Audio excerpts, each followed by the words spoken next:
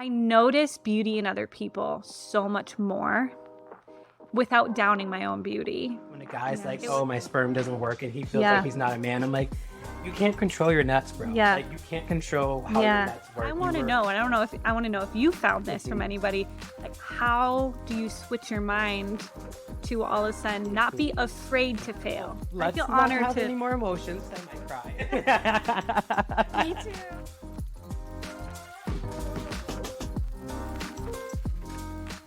I need to do a clap. Because last time I didn't do a clap. So now And then you have to line it up. yes, Line it like, up. how am I going to line it up? Yeah. Well, I don't have an intro. I just like to say Yeah. thank you for joining my podcast. And I'm very excited for this podcast because I have a lot to get off my chest. And it's very nice to have Yes. someone that has done a podcast.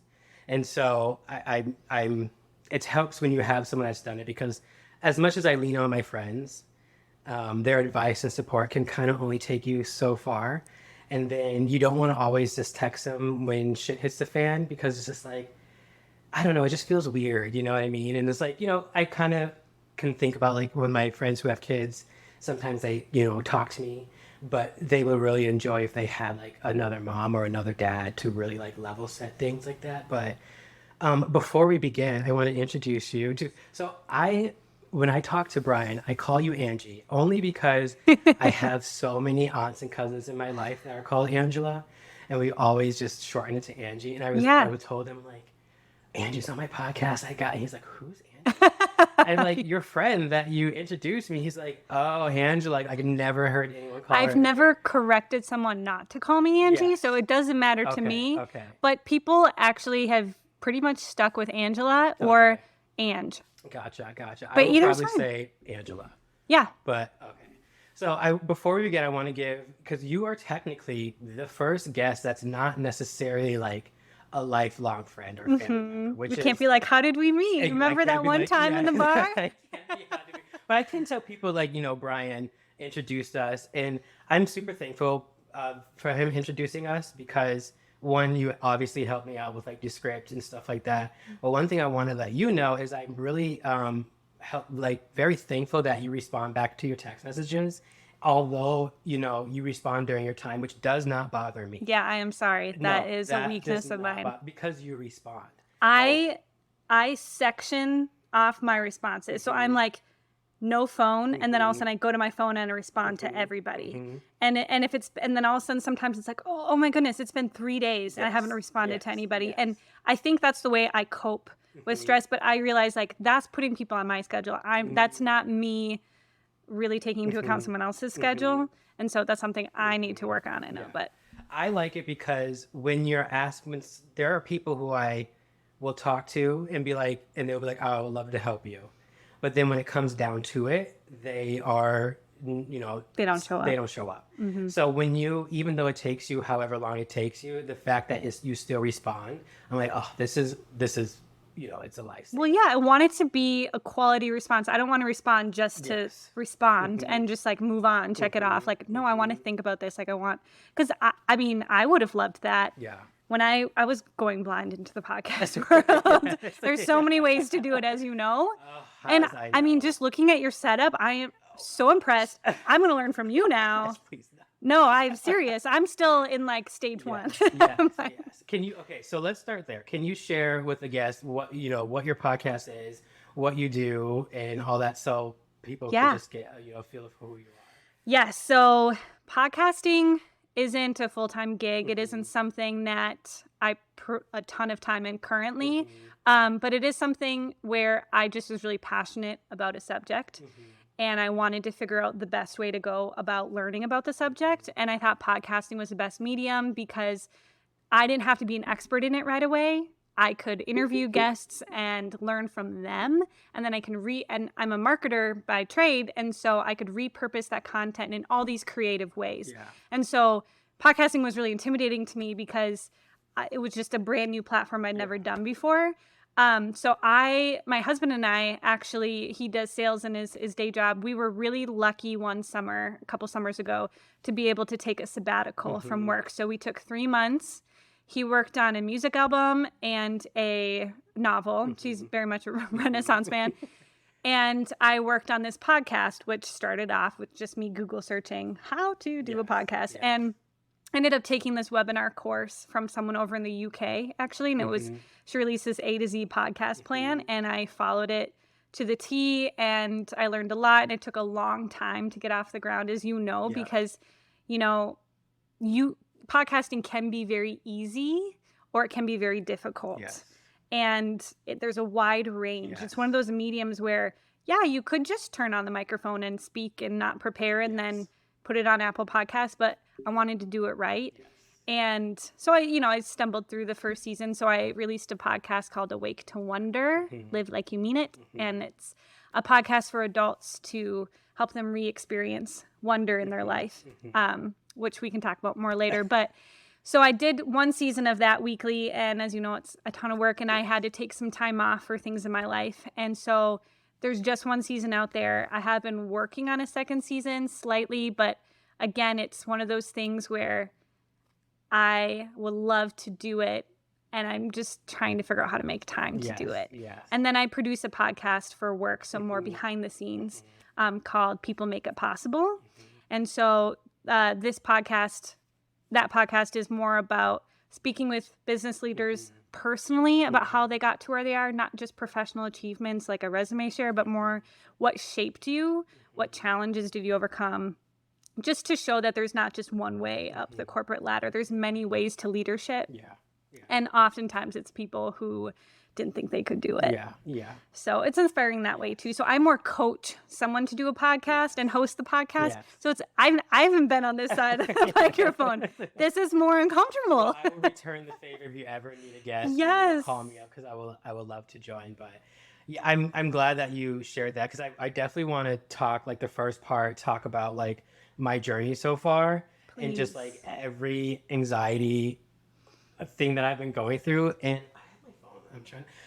And the other part I've been waiting to ask you about, because you told me a story about how you didn't look in the mirror for like a year. 50 days. Oh, 50 days. I don't know why I thought it was a year, but that's still a long time to not look into a mirror.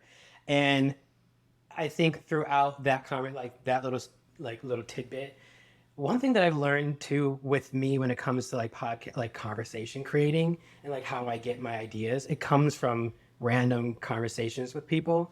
And so when you planted that seed in my head, subconsciously, since I last met you, I've been, watching media and like paying attention to the women in my life about how they view their beauty. And so it's just like, okay, I definitely want to like have that conversation with you about, what is it like for a woman who's like, I don't want to look into the mirror, and where did that come from, and why do you have that? Like, why did you go through that and stuff like that? But that'll be later. First, let's talk about you, Kaven. that's the Tell me about your journey. the scary part. I love that you said that creating a podcast can be almost anything that you want it to be. Because as someone, for me, that is scary. I don't like when someone was like, oh, just do it. And I think you asked me about work, but work is ramping up. I don't know what they're doing, but someone left the company, and so they're like, hey, here's their position, do it. So I'm doing like 2 positions at once, which is taking like a lot of my mental capacity, which I'm also glad. That's why I'm super excited for this, because this past like 2 weeks I've been super stressed, but these types of moments help me just relax. So this doesn't feel, I know there's a lot of work. Yes. Does it feel more though like it feeds you than it does work?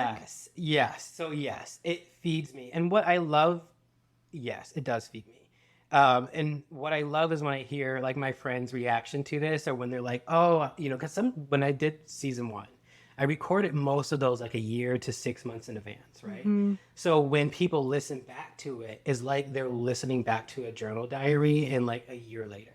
So like when my friend Crystal listened to hers, she talked about how she wanted her son to go to summer school. A year later, not summer school, homeschool. A year later, she's now homeschooling her kid. So for her to see what she talked about back then, and to now a year later being homeschooling her kid, it was something that took her by, because she's someone that's, hopefully Krista doesn't get mad at me saying this, but like, people who are like, I want to do this, but then they just don't complete it. Yeah. she has been like, she wants to like put things on her walls and make her house look nice. And then sometimes those projects just fell to the waistline. You know, she's a mom too. She's a visionary. Yeah. Yes. So it really took her by surprise. And I think she was very proud that she stuck to something, especially for her kid and the benefit of her kid to be like, holy crap, a year ago I was Yeah. freaking out about what I'm going to do with my kid because all these school shootings. And then now I did something about it. And Brian too, like Wow. when he listened to his or whatever, he was like, I feel like I've grown so much since that last podcast. Yes. And so having those It's moments, like a time capsule. it is. And that's what feeds me. That's why I keep going to it and keep doing it, is because hearing my friends react to it. Oh, you and your cousins sound great. Or one time I went to my friend and I was like, Abby, I don't know if I want to do this. And she was like, no, you have to keep going. She's like, I can hear how it's so therapeutic for you. Yes. And I'm like, oh gosh, emotions, like don't get me sappy. So But sometimes the things that feed you most, like you said, are the most scary because you don't want to fail. You don't want to fail at it. You want to do it right. So you put more pressure on yourself. Whereas other people don't see that pressure. All they see is, wow, this is making you really happy. And it's helping a lot of other people too. So it's one of those things where you constantly almost need someone from the outside reminding you of that truth of why you're doing this. This is why I'm glad that you're here, because I told myself this literally yesterday and I wrote it down. Like, I think the reason why I'm so surprised that I'm not crumbling over the pressure, let me backtrack. So I recorded 2 episodes before this with my friend Abby and Zach. Abby, I was so nervous because, I mean, look at all of this. This is completely different than just like going over there and having whatever.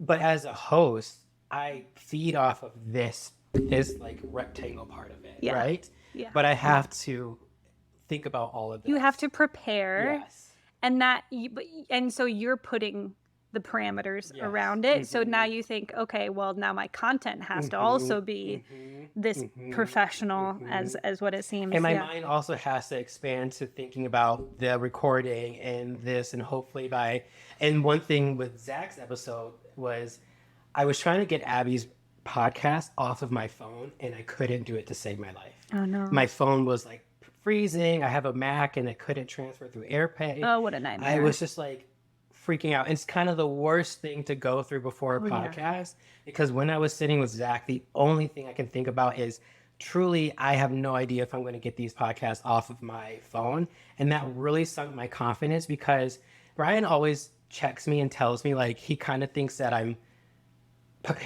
comparing myself to people who are like Joe Rogan and them. And it's not that I'm comparing myself to them. It's that I want to do the best that I know that I can do. And so this is the best that I know I can do at this very moment. I want to make sure it goes perfectly, which is the problem. Nothing. There's a lot in this moment you can't control. Yes. We want to make sure the parts that you can control do well. Yeah. I'm the same type of person. Like I grew up where I don't know how much I should share, but the news was on a lot in our household. My parents wanted to make sure I was prepared for every scenario. You remember those chain emails that would be sent around? That was like, hey, if you get trapped in the trunk of a car, here's what you should do. You should kick out the taillights and wave your hand. And I was put in self-defense classes, and it's like, from a parent standpoint, yes, they're preparing their kid to face the world. But what also that's communicating is the world is a scary place.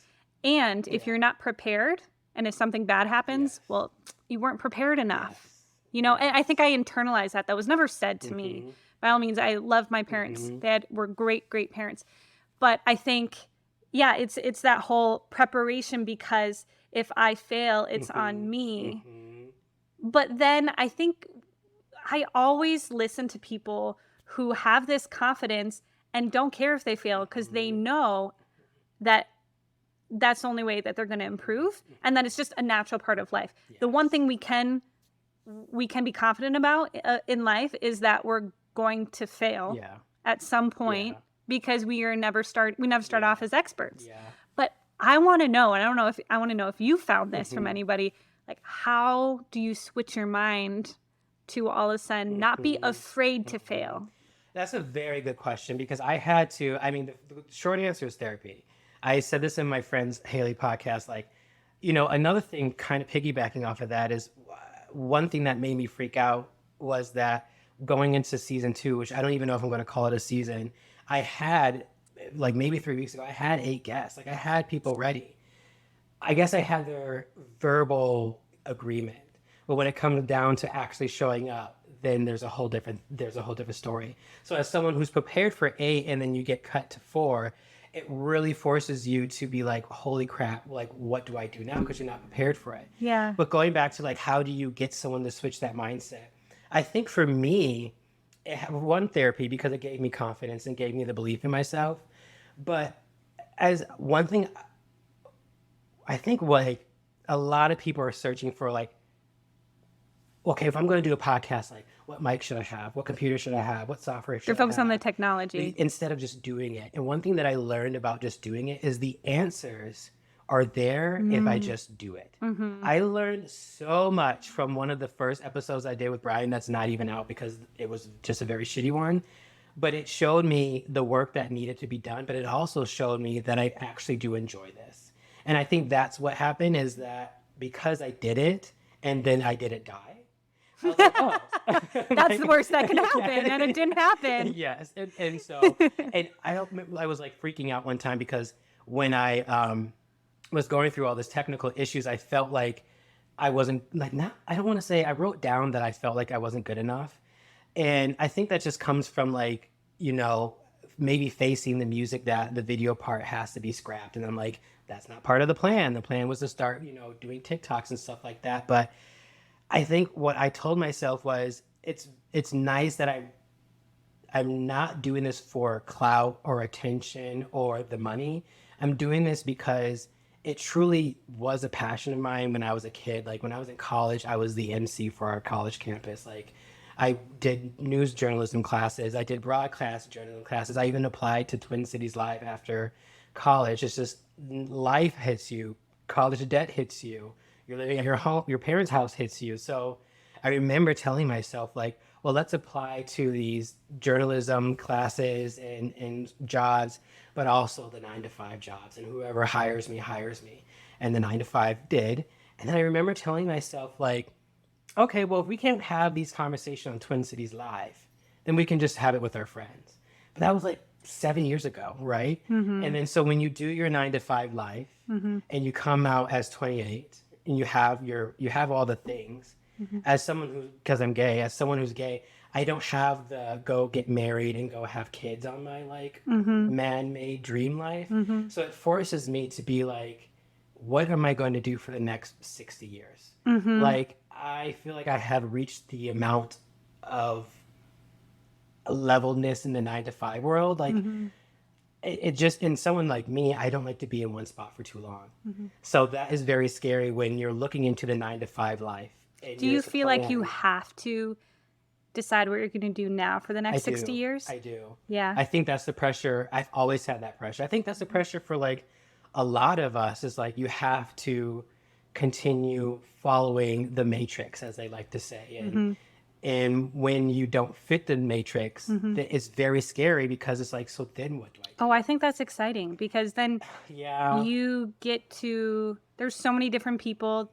Thankfully, through social media, have taken so many different Right. paths. Yeah. Which is awesome because it shows there isn't just one singular path that Yeah. you take. And also, like, looking as if marriage is, oh, I've made it. When it's really just a continuation of where you were going in the first place, and now you have a partner with you. And I think that's one thing that I was always telling my single friends too, and myself when I was single as well, is that like you set your sights on your mission, and then you see who's beside you as you go. But I'm the opposite of you, where I can't imagine planning 60 years from now, because if I think about where I was 5 years ago, I was totally, I wouldn't have been able to predict where I am today.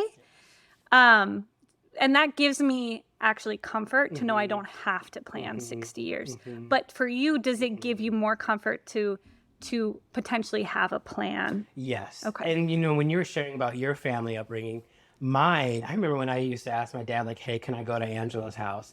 He would need like, who is a person who are their parents, the address, the phone, the time you say you're going to be there, the time you like Yeah. a militant like a checklist of something. Yeah. And it's so funny because my dad's a huge baker. When you're a baker, you have recipes that give you everything that you need in order to complete the pie. Yeah. And so, and also I think with just life and trauma and how I trust things, I don't like scary movies because I don't like to know. I need to know what's Me around the too. corner. Oh, me Like I too. don't like the anticipation crap. Hmm. And so that falls into my life, and that's why I plan it. Planning for me is a safety blanket that I Yes. know for the next 3 years with this podcast that I have a go.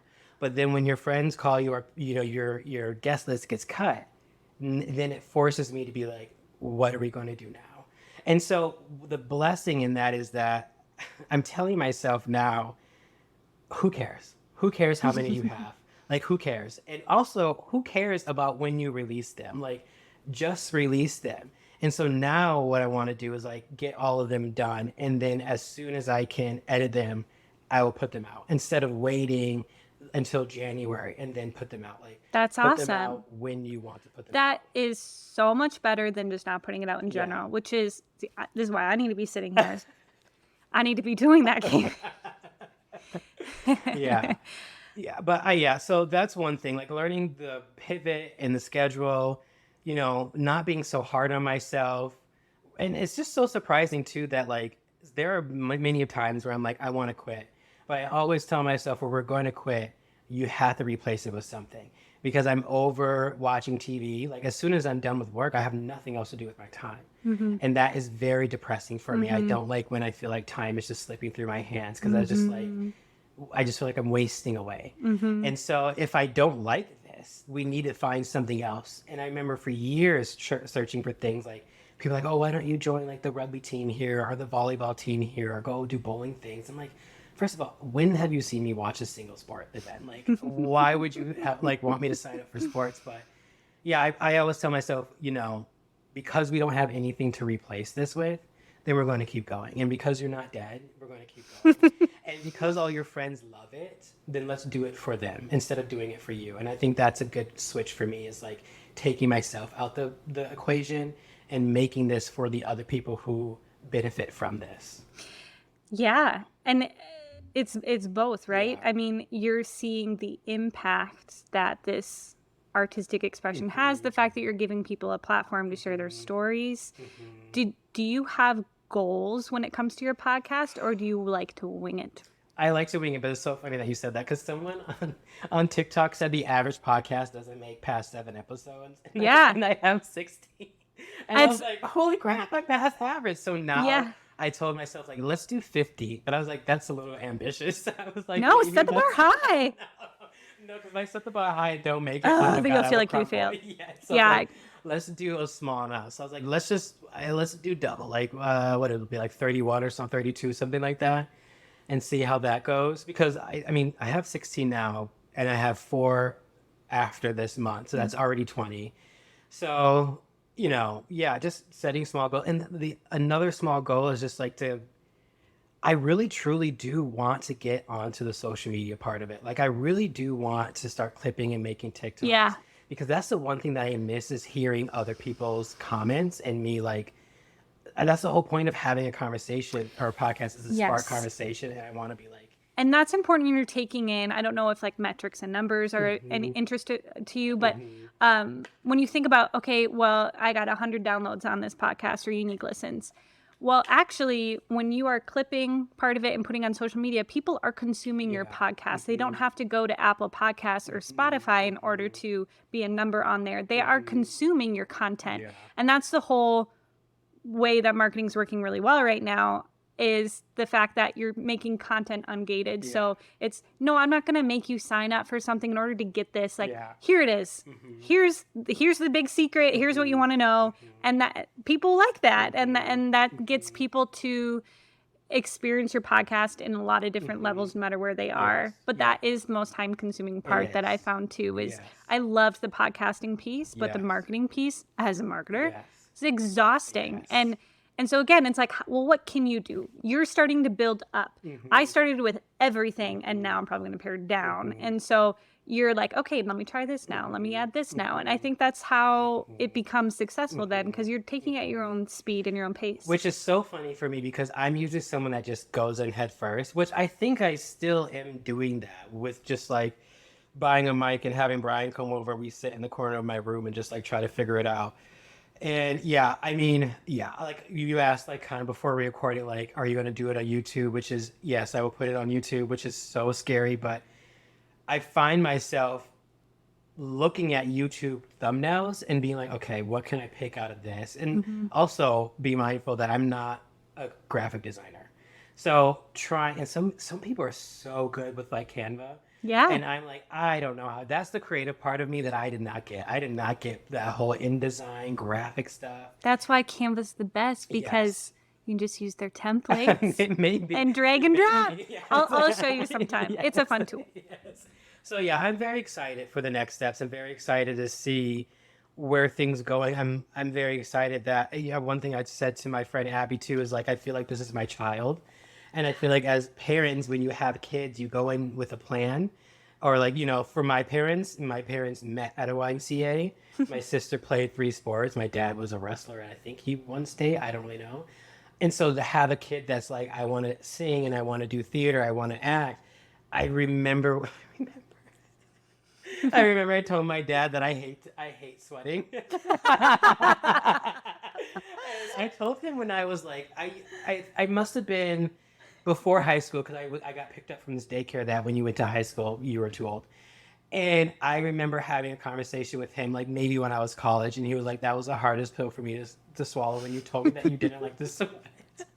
Like, that rules out so many activities. So many activities. Oh, I remember including helping with any yard work. Oh, yeah, no, that's one of the biggest problems that me and my parents got into a fight too, because they're like, you never help us with the yard. Like, but I sweat, Mom. I'm like, yeah, I sweat. And although I love working out, I just like working out on my own. I don't like the organized things, which makes sense since I'm doing this podcast by myself. But I remember when my dad used to play basketball with all of the guy cousins, like almost every weekend. That was a thing that the family members did. And I would just sit on the sidelines and just sit. And then like when they were taking a breaks, that's when I would talk to them. Which is so funny saying that out loud, because now seeing where I am like years later talking to people. But I remember my dad was like, come play basketball, come. And I was like, I was so lost. Like I had no idea what we were doing. And so I'm over here and they're like, foul, double, triple. And I'm like, who, me? Like, what's going on? What does that mean? mean? And then like they're counting down. Like apparently if you're in some zone, you can't be in this zone for too long. And they'll count down like 2, 1. And then like, I just felt so bad because I'm like, I don't know how to play this game of basketball. You threw me in here, and now I feel like I'm weighing this team down. I was fine just sitting over here eating my Ritz crackers and watching you guys play. Like, we can keep this same. So, But yeah. he's getting you out of your comfort zone. Yes, yeah. Maybe I should have listened. Like it. Yes. Well, then, no, you went out of your comfort zone. Yes. You decided you didn't like it. Yeah. And here we are. Yeah. So yeah. Yeah, I'm excited to see what the future has in store for this. And, I'm also excited to just get rid of the parameters I put on myself. Like I used to go in here like, okay, we have to have 2 hours with this person. This hour has to be this, and this hour has to be that. And now I'm just like, why don't we just have a conversation and see where it goes and edit it and see what happens and put it out there? Because I guess switching my mindset was, instead of planning 3 years in advance, I have no, like, if you would have told me when I first started that your second season wouldn't go as planned, I probably would have no, that's not true. It's going to go as planned. I'm going to plan everything. Yes. And then tell me that season 2 technically might start within the same year of you starting your podcast. I would have been like, absolutely not. Like, that's crazy. But there is something so fun and exciting with just like I said, putting 2 middle fingers in the air and being like, let's just do this. Like this is mine. I can do it how I want. Yes. Yeah. So. Yes, you were the only one putting the parameters on. That's what's so great about podcasting. Is there's industry standards, but whatever. Yeah. Well, okay. Yeah. This helped. This helped. I like this. It helps me feel like that things are going according to where it's supposed to go, and It's going amazing because you've progressed and you've grown, and it's exciting because I feel like you're going through the same anxieties I had and have with a podcast. And I felt like me answering your text messages was also me giving myself a pep talk of like, oh yeah, that's right. Like, what am I really afraid of? Yeah. I don't know what I don't know. Yeah. I'm like, I kind of cringe when I'm like, hey, my podcast is out there, but don't listen to the first 2 episodes because I was really just testing it out and now I cringe. But again, like people are more, you're going to be your biggest critic, and people just want to hear the stories and they want to hear something in their commute and they just kind of want to zone out to a podcast on their walk. Yeah. And I mean, I'm that person that just likes to hear people talk. Yeah. It doesn't really matter what they talk about. Yeah. And that's another thing, I will say this kind of to wrap this up, but that's another thing that I put pressure on myself is like, I have to have like this like profound, deep, intellectual conversation. But then I look at people who have millions of subscribers and have the team and they have, some of them are comedians, so they do this, or some of them are athletes, so blah, blah, blah. And there is a podcast out there and all they do is talk about PETA stuff. Like that's literally all they do. They have an entire like 2 million podcasts. And they get enough episodes out of that. Oh yeah, they just invite other guys. And it's just basically locker room talk is what now we're calling it. Sure. And I sit there and then I look at these other podcasters who basically recycle the same guests over and over. Let's just talk about like the podcast comedy world. There's a lot of comedians out there that podcast. And they all just talk to each other. Talk to each other. Yep. So I'm like, why am I sitting here putting so much pressure on myself to get a new guest and have this Oprah profound conversation when most of these people who have millions of subscribers and get Celsius brand deals are talking about things that guys talk about in the locker room, or just once again bring their friend Jackie Jill, the comedian, for the 5th time. Because people will listen because they like you. Like they like your style, that you're genuine, you're authentic, that you care about your guests. People resonate with that. And that's why they keep coming back. Yeah. Once in a while, you'll get people who just pop in for a specific guest. But for this kind of podcast, I think, it's your personality. Yes. Yeah. I mean, that's whatever. People like me for me. Just my personality. No big deal. Well, good. Well, okay. So thank you. I really appreciate that little podcast pep talk. It's like I said, it's very nice to have people who've done it. Yeah. So they know your anxiety. And it's not a pep talk. You don't need it. It's a community of podcasters. That's another thing. Having a community of podcasters will be great. Just to just like moms get together to a park and have their kids play and dads go play basketball. Just having a community of people that are kind of like-minded is very refreshing. That's a great podcast idea. Finding like a round table of podcasters. Oh my gosh. 4 podcasters. Let me get this out there. Sorry, just throwing that out there. Let's pivot because I want to talk to you about your experience, 50 days of not looking into the mirror. So first, can you explain like where this came from? Why did you do it and all that? Yeah, so this is back when I was going to college at University of St. Thomas, and this was my senior year of college, I believe.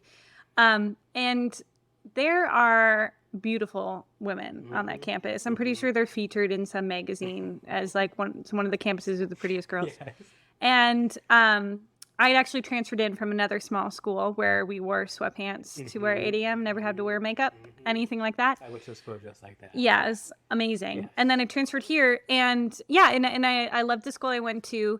I had actually read this article about this woman who she struggled with an eating disorder. And so she decided to give up mirrors until her wedding day and then see herself through her husband's eyes. And it was about self-love. And I kind of got inspired by that, but not for the same reason. I was trying to think of Lent was coming up, and I practice Lent. And so that's a period of time where you just kind of detach yourself from something that maybe you're a little more attached to. And I just got this idea to kind of, instead of just give up the regular like chocolate or wine or whatever it was okay, well, what is something that's part of my daily routine And I can't even remember why I chose mirrors, to be honest. That was almost 10 years ago. But what I did want to know was, okay, it wasn't about me not liking what I saw in the mirror or me over liking what I saw in the mirror. It wasn't that I felt too attached to my appearance. It was more the added affirmation or criticism I'd give myself when I looked in the mirror. So, for example, I'd get up, get ready like normal, and then I'd look in the mirror, and if I was having a good hair day, or I was like, great, confident for that day. But most days at that time of my life, it was like, oh man, like, picking apart myself. And then that would affect my confidence in how I approached other people. And I actually would change my behavior based on that. And I think a lot of people can relate to that too, where you're just not having a day where you feel the most confident in your skin. And this was also before, Dove is Love Your Body, and before there was just so much of that.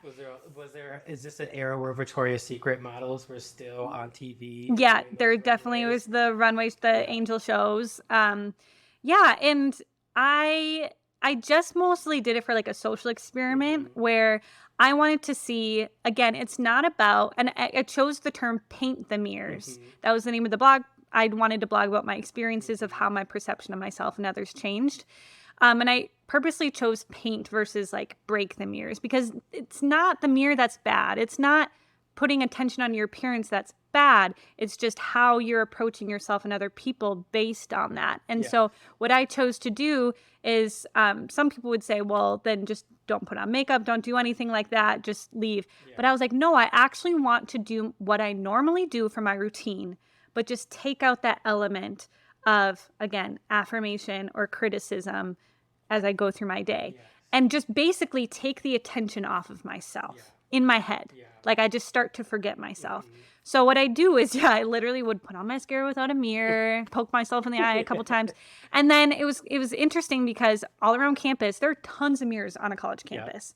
And also not just mirrors, but reflective surfaces, so that if you open your computer and it's black, you see yourself. So I started to build a habit. I knew when to turn away. I knew when there were mirrors. The temptation was around me all the time. But again, walk into a bathroom, use the bathroom, go wash my hands, just leave. Just go in there, get it done. There's no like added, I saved a lot of time.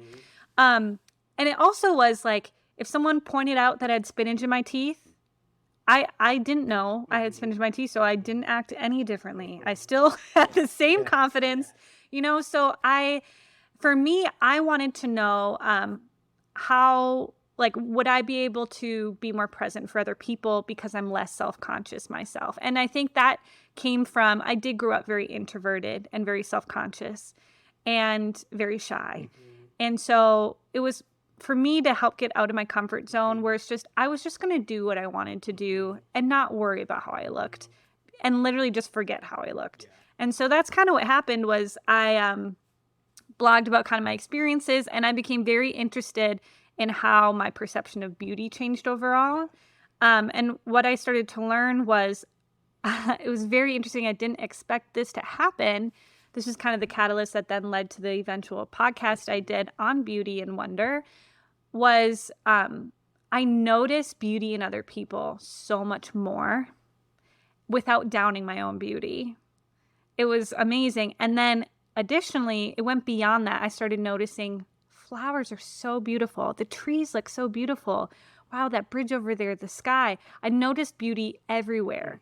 And then I started thinking, well, what's attracting me to that in general? What attracts us to a sunset? Which is like, what attracts me to that in general? What is it in us? So then I started kind of studying that, and like, what is that? What is wonder? What is beauty in art? I like that. I liked how you said, like, how you started finding beauty in other things and like what attracts you to that. Because sometimes when I'm on TikTok, you will see things, and I always, I was going to go take this conversation and make it more of like women's beauty, because I feel like a lot of social media, and not even like the world, women's beauty is like, it's like the only thing women have to offer is their beauty, which is really sad. And I just watched the Barbie movie, which, have you seen the Barbie I'm movie? going tomorrow. Okay, then I won't talk about it then. But I don't think you'll spoil it. okay, well, they just talk about beauty in a Barbie type of way. But I love how you said that what I was going to say is that when there's TikToks and someone's interviewing a guy, and this guy to me is like a 9. And like, oh, how beautiful do you think you are? And he's like, oh, like a 6. And the guy is like, could be on the next season of The Bachelor. I'm like, you think you're a 6? And so what the host would do will take a picture of him and then go to a random stranger and be like, what do you rate this guy? And it's always above the original number. And I find that so fascinating because I feel like, and someone also said this too, like we as people, we like to find partners that are in our ballpark and like in our beauty ballpark. And I think a lot of men love to do that. I think it's that old trophy wife kind of thing where a guy he feels more accomplished if he has a good looking lady on his arm. Like I was just watching a major podcast and the host roasted his co-host because apparently the co-host doesn't get as many beautiful girls as the host does. And it's just such a weird way to conversation. have value. Yes. Yeah. And so for you to go through this experience and then you started seeing beauty, which to me, what I heard is I stopped thinking of beauty in this social construct way that was preset for us to think of beauty. And I saw beauty for either how it was or how I wanted to see it. And I wish a lot of people can get to that point where they're confident in their beauty. They're confident in, let's say, their wife's beauty. They're confident in their kids' beauty. They're confident in like their blackness and their Asianness, their Hispanicness, because they're not comparing themselves to the Euro standard of what beauty is. And so that's kind of, why I'm so excited to have this, because even when you're talking about like looking in the mirror, I do that with myself. Like I've always hated my body ever since I can remember. And it's so hard when you're like in the shower, right? And you're getting ready to, it's so hard to like not talk about yourself. And when I'm shaving, right? So I don't have to. Because you're staring my shirt off and I shave, and this all I see for the next 30 minutes is my body. Yeah. And it also, there's some days where you look great, like I can go Friday night, I'm like, oh my God, I feel great. But the next day, if I see a bad profile picture of myself, I'm on the treadmill, then like my love handles fall over. I'm like, oh my God, like I am the most hideous person. And it sucks because those moments last longer than the moments where I'm like, I feel the best. Yes. And so did you ever feel like when you had low days of your beauty, do you feel like this process helped you realize and get you out of that funk a little bit quicker? Yeah, it just helped me detach me overall. I think beauty's been so commoditized where I type in beauty in Google and what pops up is beauty products. That's not what beauty means. That's not the definition of beauty, but that's become our messaging. And what's interesting, hearing you talk about this, is I always thought, and this is, again, very stereotypical, so I'm glad we're talking about your experiences here too, is that guys like lift each other up like, no, you look the best. No, you look the best. Or like, or I'm the best. Or there's like there is a confidence in appearance, which I'm sure isn't always the case and isn't, of course not. Yeah. But with women, we almost bond over picking ourselves apart. So if someone goes, oh, I hate my eyebrows. And the other girl goes, well, I hate, my nose. Then the third girl feels like she has to say something bad about herself in order to actually fit in, or else she feels like she'll be looked at as like, just so into herself and selfish. And so it's almost like to fit in, you need to make yourself smaller. So your question was like, did that help me? Yeah, detach. So what was interesting is when it got to the 50 days. So by this point, there was actually a few women that ended up joining me on the challenge as well. So we had a little community. That's nice. And everyone's like, oh, are you excited to look in the mirror on Easter? Like, wow, kind of built it up. So I woke up Easter morning, we're going to go to church. I put on a pretty dress, do my makeup.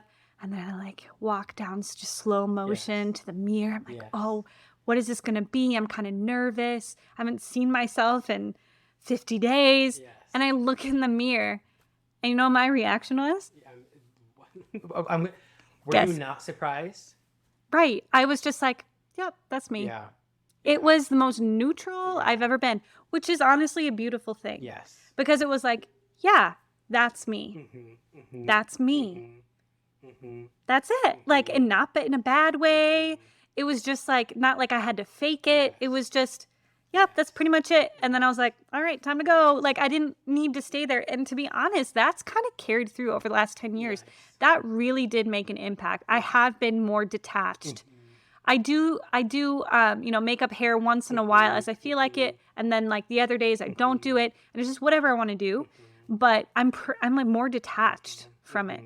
Like, which has been so freeing. I love that. I want to go back to when you were talking about like the guys versus the girls and like how girls in groups like pick on each other.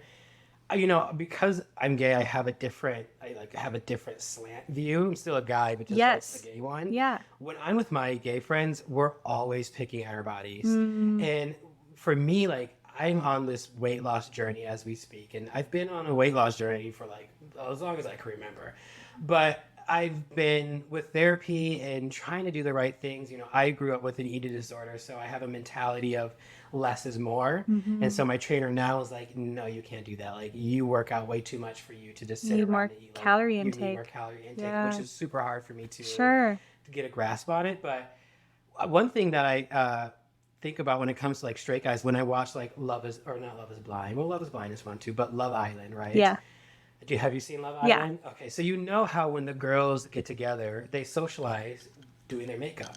But when the guys get together, they socialize working out. I saw a TikTok how someone was trying to explain to men, or just the dynamic of men in the gym, and how it's their hobby. And like how women, women put on makeup for other women and themselves too, but it's like a thing for women. Having a physique that's built like Superman is that equivalent to guys.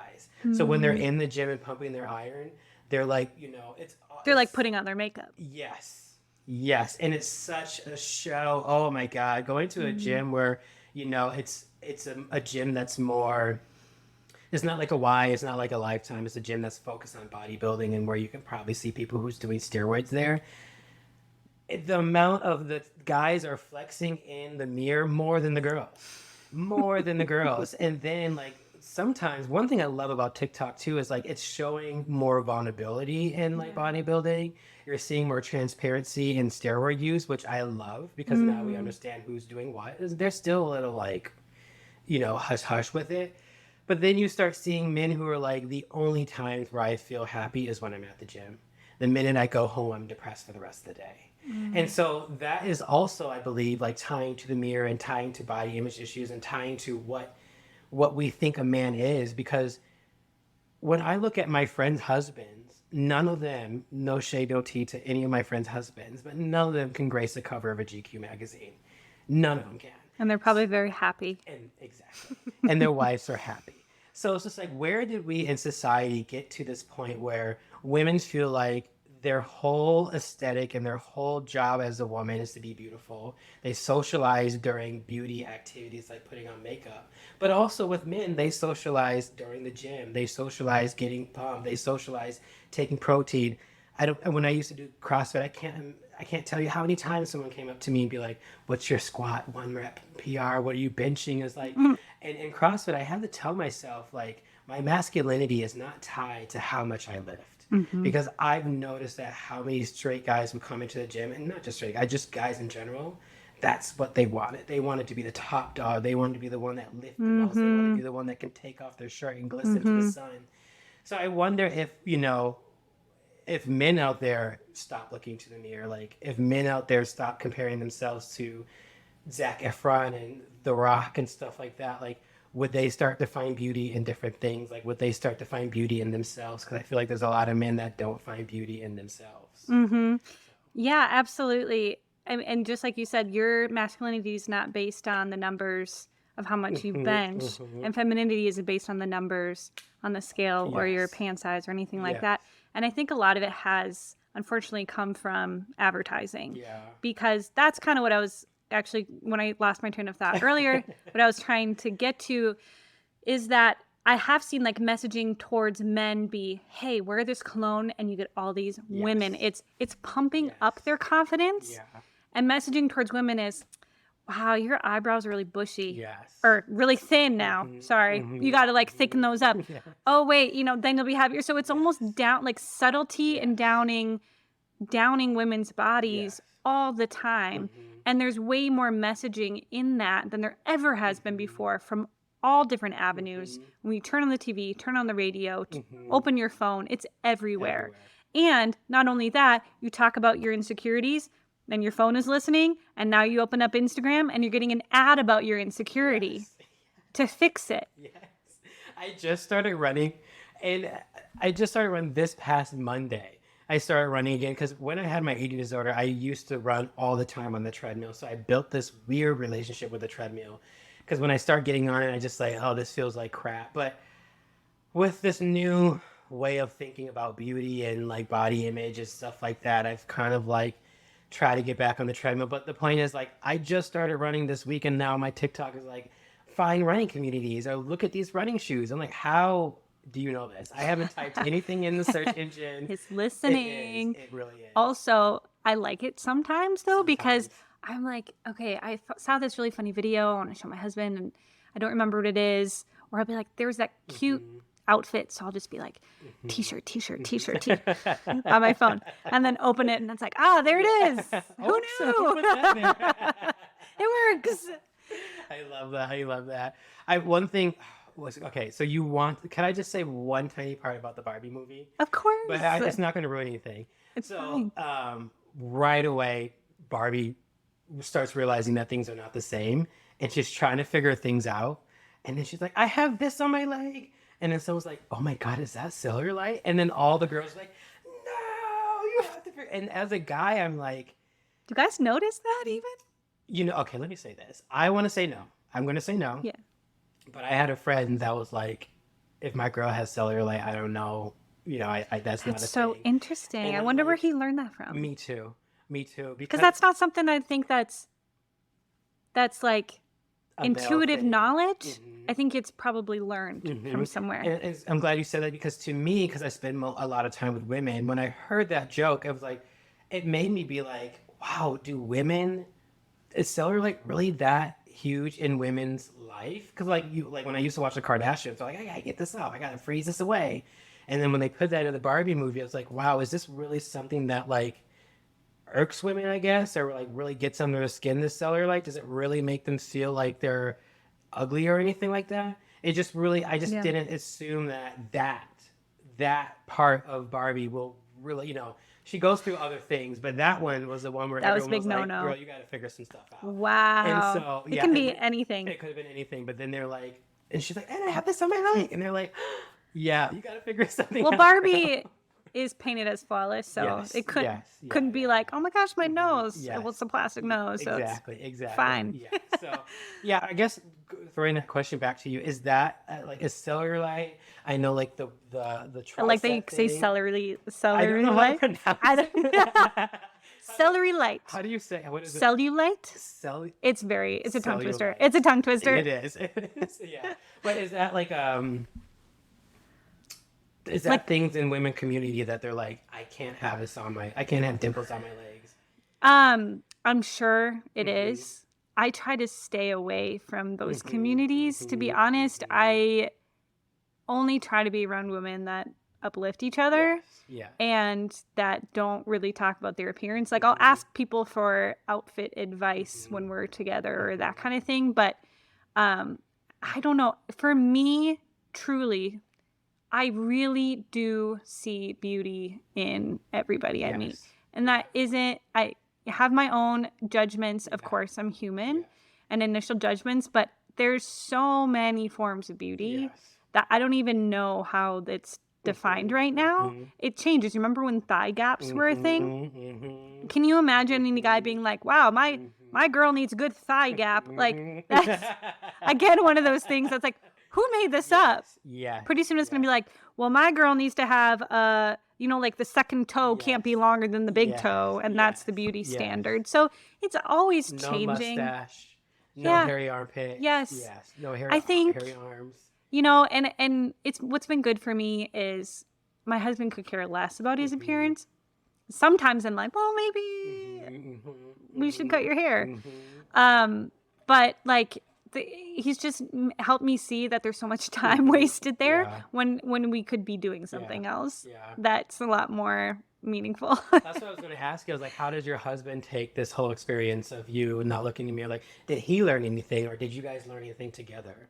Yeah, so that was in college, so we weren't together Oh, yet. okay, We did know each other. okay. We were friends in college, but um, you know, he has always been so detached, I think, from his appearance that I learned from a certain standpoint, like appearance is a form of respect in a way where you wouldn't want to show up to a funeral in sweatpants just Mm-hmm. because that's almost disrespectful Mm-hmm. to what Mm-hmm. the occasion is. Mm-hmm. It doesn't mean you have to own the nicest suits. Mm-hmm. It's more just like you are aware of the formality of the situation.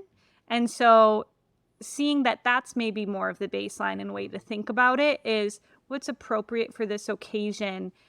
If I have an Mm-hmm. option, for example, like I wouldn't wear a bathing suit into a church. It's Mm-hmm. not the bathing suit that's immodest. It's just where I am. It's Mm-hmm. not the most appropriate place, Mm-hmm. right? Yes. And so it's almost based on like, okay, well, what are we dressing for? Yes. Yeah.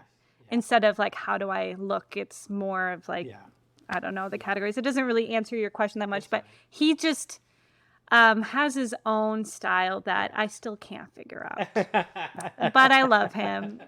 I used to watch this a TV show on Netflix called Quarterback, and they follow quarterbacks, and they're on the Minnesota Vikings quarterback.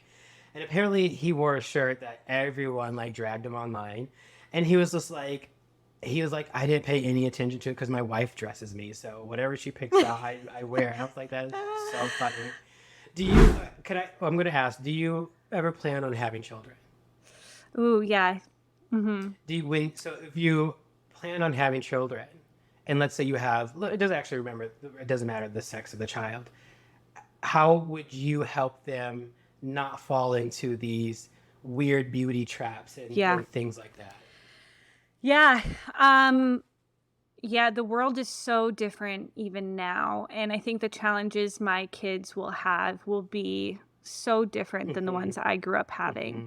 And so it's really tough, I think, with technology. Mm-hmm. And I can talk about social media now because it entered into my life when it wasn't impacting my self esteem Mm-hmm. because I had already built that. Yeah. I was old enough. But when you're that young, Yes. and there's things that immediately available to you and in your face at all times, that's so informative of like how you view yourself in your social circle, how you view your connection to other people. So I have never thought this before, but I would be open to like moving out of the city.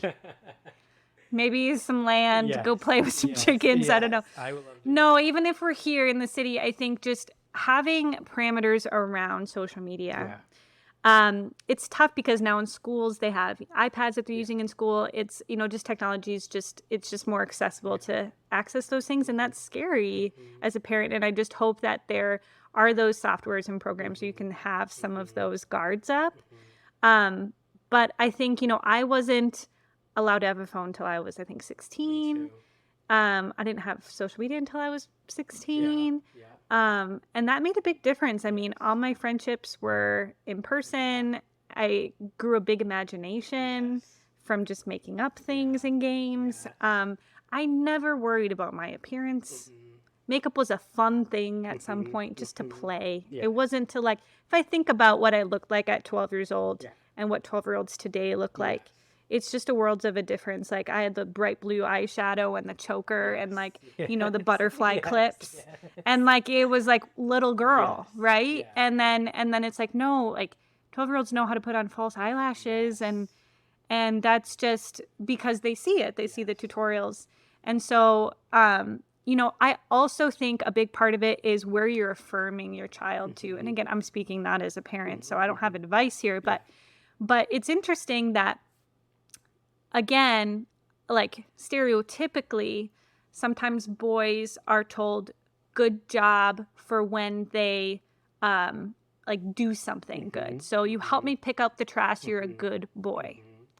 Or you did this in basketball, you're a good boy. For girls, it's you were nice, so you're a really good girl. Yes. You are sweet. Yes. You don't talk back. And it's just where we're affirming different behaviors. And also, like, if you're always affirming a little girl's looks, even, and like that's where her value then starts to come from. And again, there's nothing wrong with being like, that's a really pretty dress. It's just, I think, equalizing, like, where are we affirming our children, Yeah. and like equalizing it across the board of like, your behavior, but also like your emotions, and also, that's where the value is your character that you're building for your child. I love that. I always say I have friends that have kids.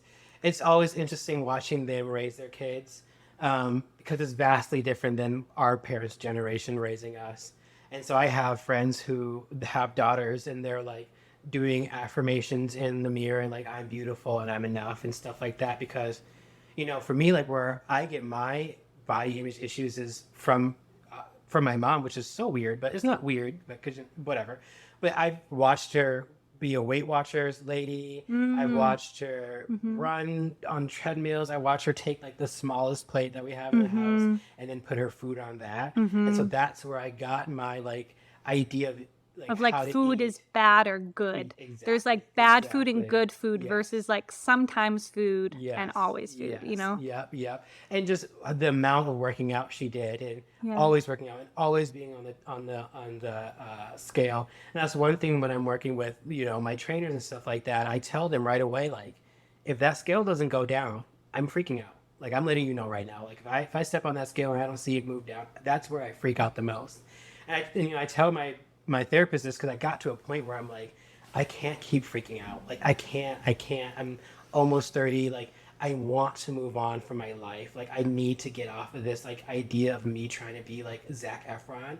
Although I would love to have a body that I'm comfortable in, I don't know if that's going to be possible. And I need to find a way to, like, live with that. And so asking, if you ever want to have kids and how you will help them with that. Because when I see my friends have kids, I'm like, oh, that would have been, like, so great. Like my friends are like, I don't even step on the scale with my kids in the bathroom. I don't even show them like that part of my life. Because, like I said, seeing my mom, I didn't know how much that impacted me as an adult. And through therapy, they're like, that's where you got it from. And so, we're talking about beauty and how to break those standards and get those, update them, I would say. How do we push that forward to the next generation? So, Yeah, I think, and in body insecurities come in different ways too, where like the current insecurity I have right now is, so like we actually have been struggling with fertility for a long time, and that's been a really painful journey. And so when you said kids, I was like, yeah, I felt it. That's why I was like, well, let me just like tell her why I'm like asking this question. No, I'm very open about it. I'm very open about it. But what's been interesting is like the parts I didn't realize, like, of course it's painful to like have your hopes up and then it just not be that easy. Yeah. But to then internalize that as like something's wrong with my body and it's not good. It's not doing what it's supposed to be doing. And so that's affected like how I view myself and my body, because it's like this should be an instinctual, natural thing that my body is able to do. It should be. Yes. And if it's not, then something's wrong. And I've been told that by so many doctors that it's like, we need to fix this. And then I make all of these changes and it's still not. So we need to fix more. We need to fix more. And at a certain point, it's just like, I'm tired and I no longer like my body. I feel like it's the enemy because it's preventing me from getting something that I desire with my whole heart. And that is totally different than like journey with eating and with weight loss, but in a way where it's like, it's not doing what I want it to do. And I have to learn to love my body where it's at in its healing journey. Because ultimately, like, we're trying to be healthy so that we feel good. And that's really like the baseline, just to be healthy so we can like operate in our daily life. When I hear you talk about going through your journey and, saying that my body's supposed to do this, I want to ask, like, is it? Like, I know that women are created to give birth and men are created to help with that. But one thing this podcast has been teaching me is kind of really getting rid of these like social constructs. And I think with our capitalist society, we put so much on pressure on men and women to continue to populate. Yeah. And what I feel like a lot of people like you, they want to do that, but then they're having challenges in which I want to say are kind of a natural thing. Like your body is a natural or like thing. Like I guess what I want is like, is there, can we have more of a conversation where people who end up in your predicament don't feel like they're less than? Yeah. Because Amen. society tells you, because society Yes. tells you that like, well, actually you're a woman, so you're supposed to have kids. It's like, Yeah. yeah, I get that my body was created to give birth, but it's naturally not right now. So Exactly. Yeah, that you're means, right. like I'm still doing something natural. Like, and that's why I was like, Yes. ooh, I don't like that rhetoric where I don't want you to feel, and anyone Yeah. listening to this who are in your standard, because I have friends who had a hard time giving birth. And I just hate how they feel like they're less than, or like when a guy's like, Yes. "Oh, my sperm doesn't work," and he feels Yeah. like he's not a man. I'm like, you can't control your nuts, bro. Yeah. Like you can't control how your Yeah. nuts work. You were, you're religious. God made you this Yeah. way. You're born into this world this way. Yeah. People are born with, one arm. People are born with mental challenges, but they're here and they're alive and they're kicking and they're well. So that's why I was Yeah. like, I wish we can not have people who are in your predicament feel like they're less Yes. than. I do think this is probably more of a hot take, but like, because, my faith is so important to me Yeah. in my Christian circles, like family life is like the ideal. Yes. Where it's, well, that's the greatest thing you can do is like have a family and like give yourself in that way Yes. as a parent. Yeah. So there's that pressure, but then there's also the real reality that I do really desire this myself too, and it's not coming from society. But this is the part we're talking about where exactly like I feel like I'm failing at my vocation, which is a huge pressure to be taking on, is like I'm failing at like this ideal. But you're right, like I'm doing everything I can, but my body is naturally where it is right now for a reason. And even so, like you can do all the things, you can build the fence and not control what happens inside the fence. So you can do all the things and it's still like something still has to come in to be like, yep, baby's happening now. Like all the things could be right. Yeah. So I do wish this was more talked about, not just from I'm struggling with fertility and that's hard, but also from like where I'm at in life is equally valuable. And that's so hard because it is my friend told me this who's also struggling with fertility. And it was so spot on where she said, like, trying to have a family for some people is equally as difficult as having a family, but it's not publicly acknowledged. So it's really painful and isolating because it's not acknowledged of like, I'm going to the doctor multiple times a week. I'm doing many things physically, changing my diet, losing sleep. Like I feel like I'm sacrificing for a child I don't even have yet. Yes. And that's a lot. yeah, That's that's a lot. But and so and it is finding the balance of like, okay, where do I like I'm sacrificing for this future family, but also there's my health. Yes. And that's the same for any mom or dad is like, I am sacrificing for my family, but there's also my health. Yeah. And that is the same process in this journey of like this right now, maybe its own mission. Like it's its own vocation of like, yep, I'm married. We're trying. It's not the easiest. I'm not any less than a family that has kids. Yeah. I will never, well, I don't know what my life has in store, but I'm not a woman. And so I probably won't have these things, but it just breaks my heart because you hear these stories. I have a close friend who did it. You're in the same predicament. I have another friend who's trying. Actually, another friend that's trying too. I guess I got a lot of friends that are trying, and they're running into issues. And I don't. I just don't know. And I also will love for society to go back to a point, if it ever was a point, where we lean on each other as a community. Yeah. And so if we had that instead of like a nuclear family ideal of how to live, and then more of a communal idea of how to live, then people who are in your position can find a different avenue of how else to be a parent or how else to give back. Yes. And maybe that can fulfill them while they wait for their body to might catch up. Absolutely. Yeah. I mean, I think it's great to have ideals and great to have nuclear families. It's just, yes, you need to find a community Yeah. of where you're at. Because like infertility is on the rise. There Yeah. is more struggles now than there ever have been Yes. before. I didn't know if it was just people are being more open about it Yeah. or if it's increased. And it's both. People Mhm. are being more open, but it actually has increased. And so like I don't feel alone in the large picture, but in the day to day, I'm so grateful I have a close friend I can walk through this with. I don't know what I would do without her. So it's yeah, finding that community and also the community where like you don't always talk about it. Yes. You're Yeah. not always talking about trying to have a kid Yes. and it not working Yes. out. Like Yes. you're also just talking about your current state of life. And I Yeah. love that where you're like, okay, now, Yeah. because I did have that discussion with my husband recently is like, well, maybe next month Yeah. I take a break Yeah. and I do something that I love to do. Yes. Go volunteer, like give back, like feel like I'm contributing to society in some way. Because it feels very like self-focused because it takes up a lot of time.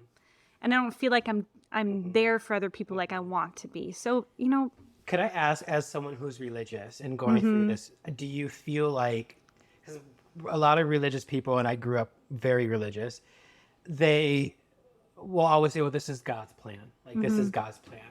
Do you say that to yourself? Do you think that this is God's plan?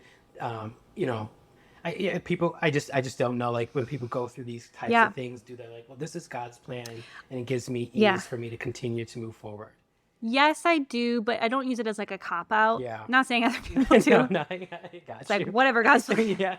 But really, I'm pissed off. Yes. I'm very honest Yes, that yes. I'm like, I also believe God puts desires on your heart. Yeah. And me desiring to have a family is a good desire. Yeah. And so it's frustrating when it's like my desire isn't meeting what's happening. Yeah. How can both be of God? Sometimes I just is my Yeah. frustration is like I have this desire, but you won't fulfill the desire. So like, what is it? And I know, like, I just know now. I still have like throw a temper tantrum, but I know now, just being 31, that so many times I've been disappointed, and then something's worked out later on. It was in my best interest, and the timing ended up being better. Yes. And so I more trust through my experience and my trust in God that I can only do what I can do, and I'm just looking for clarity of what the next step is. So I don't feel like God's punishing me or this has anything to do with earning a child. Because sometimes I think it can feel like that. It's like, I've done all these things and done all these steps. I should receive a child. And it's like, no, you don't earn it. It's not like you get to a point and then you get a child. So I think it's learning how to suffer, which is a part of life and a part of being a Christian. Yeah. Being a Christian doesn't excuse you from suffering. Yeah. And so I think it's, for me, teaching me patience. Yes. Like I'm focusing on kind of the things it's teaching me, but with gritted teeth, let's be Yes, real. yes, like yes, I'm yes. still, I'm You're still very learning, so you're honest. like, how long do I have to learn? Yes, how long do I have to learn? I'm Yes. not patient anymore. Yes. Yes. I like that. I love that. Good. So yeah, I do believe it's like God knew this is knew this was going to happen before I did. But I don't know more than that. Yeah.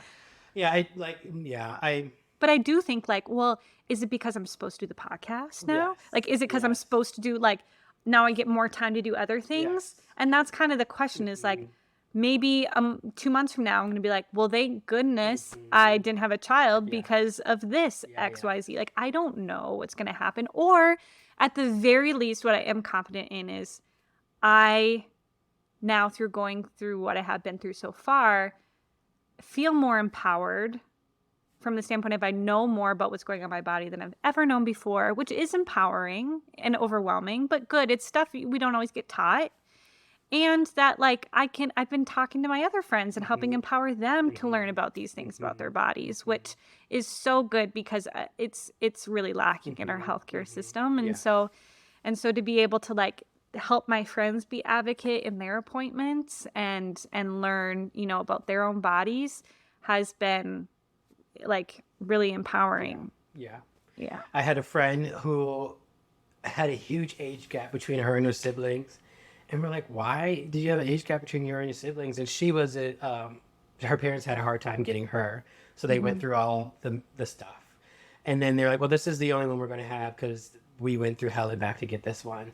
And then 5 years later, they had two more naturally. So it's just, I hear those stories all the time too, where people are like, stop trying and then you'll get pregnant. yeah, well, not that. That will like, I can imagine how annoying that is. That's like if I'm like really, I mean, they're tomato and cucumber comparison, but like when I'm upset, people are like, well, just calm down. I'm like, no, like that makes me more mad. So I would never be like, stop trying, just try. But the point with that is like I think your stress levels go down. Yeah. I think that does make a difference You enjoy in your body. You just enjoy your life. Yeah, with your partner, yeah.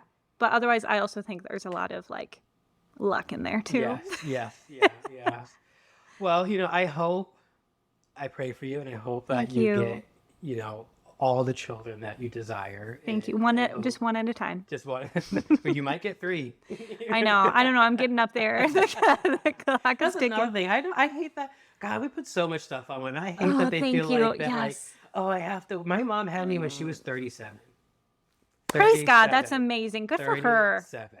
So it's just like, I wish that you're right. We're amazing. Yes, you just never know. And like I said, like we are living with these prescribed ideologies. And I know it's so hard for some people to take a step back and really be like, what ideology am I holding up and why am I holding up? But I just wish if we restarted that, we just really paid more attention about like how everyone is so unique. Everyone's journey is different. And we can't just like start shoving people in a box and being like, well, if you have a uterus and it's clearly made for you to have children. It's like, sure, but like, maybe that's when I'm 37. And instead of being like, you got to be 31. And because going back all the way to when we were first talking about how like, I'm now, a couple of years ago, I'm 28 with my dream job and my dream place. And I'm like, well, if I was straight, I would need to have kids and stuff like that. It's just like, at 28, that is so young to just start thinking about like, I need to get married and buy a house and have kids. Like for me, that would give me so much anxiety. Some of my friends are like, are you going to buy a house soon? I'm like, this is working great for you. Like, it's just so much pressure and a giant commitment to have at such a young age where I'm like, do you understand like what you're asking all of us to do? And so, I guess, that's why I made this platform. So we can all break our boxes and be like, we just all need to take a chill pill and like go on a vacation and just have fun and just like live life. But yeah. I mean, I think it's a great what you're doing with the podcast with these discussions. There's so many more conversations I want to have with you too. Yes. Breaking boxes and ideologies, because like, I think, without getting too into it too, like there is this movement to have to like leave everything behind, but there's also something to like taking another look at maybe beliefs or values you had, and also taking like, no, like there is a reason why I have like I believe this and keep this, not just because I grew up with it. Do I need to throw it away? But like it's about critically thinking, right? Of like, I'm an adult now. What have my experiences showed me? What have I learned? Looking into it. I think not just like going with the whatever people say, but like what makes sense and why. Like, why is this? Taking a critical look at it, which we need to do more of. Yeah, I agree. Well, thank you. I feel like we got the story. I feel like our story was told. We got our moments. I feel like we're good. And I know you had a busy day, so I don't want to keep you long. But well, thank you. Thank you so much for coming on. I had a blast, and I really needed this. This is the first time where I didn't think about the camera. The first time where I can like enjoy the conversation. So good. Thank you for being vulnerable and open. I mean, that's what's amazing about your podcast. You're able to do that with everybody that walks in. Like you said, like we haven't had a long relationship like some of the other folks. So the fact that you're able to dive in, like that's so wonderful. It invites greater conversation and trust from people that are listening who have been through the same things. Well, let's feel not honored have to- any more emotions. I might cry. Me too. And thank you so much. I had a blast. And you're more than welcome to come back anytime. Thank you. Love to.